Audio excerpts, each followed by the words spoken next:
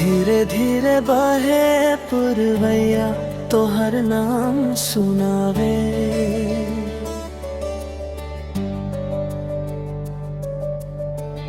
अखिया में बसल तू ही सपना रोज दिखावे। तोहरे बिना अधूरा लागे दिलवा हो सजन। हर धड़कन में बसल बात तोहार ही नम। चांद भी फीका लागे तारे ना चमके। तोहरे बिना ए जानू हम कैसे हमके संभाले। आजा हो आजा ए जाहू महार। तोहरे बिना सुना लागे संसार। दिल ये पुकारे बस तोहरे लिए। तू ही खुशी हो तू ही जिए।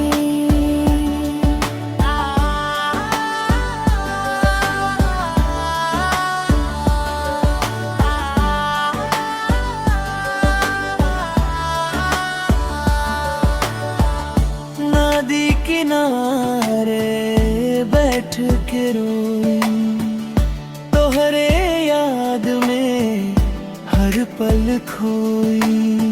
सांस सांस में बस बात तू। तोहरे बिना ना लागे कुछ। आजा हो आजा आजा हो आहार। तोहरे बिना सुना लागे संसार। रात भर जागी तुहार ख्याल। तू ही दिलवा के एक सहार। कभी हंसी कभी आंसू सब तो से जुड़ल जिंदगानी के रसू। दिल के हर कोना करे रे पुकार।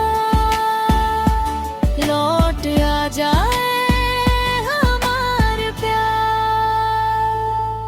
बरसात के बूंद में चेहरा तोहार।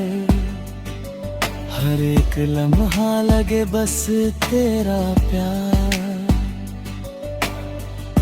दिन हो जाए काली रात तोहरे बिना सुना हर जज्बात।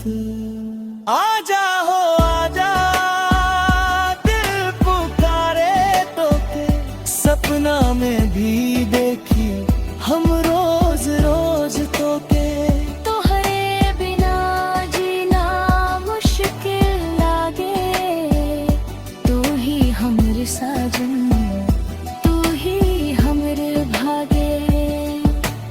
दू के गलियां पूछे हाल। काहे छोड़ गईलू हमके बेहाल। टूटल दिलवा के जोड़ जा। आके फिर से प्यार के सजा जा। आजा हो आजा ए जाना खारे। तोरे बिना सुना लागे संसार। दिल ये पुकारे हर एक बार। तू ही बाजीवन तू ही प्यार। धीरे धीरे बहे पुरवैया तुहार याद दिलावे।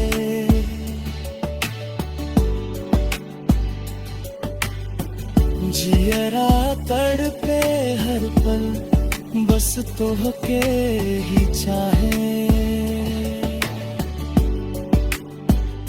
तोहरे बिना अधूरा लागे दिलवा हो सजन।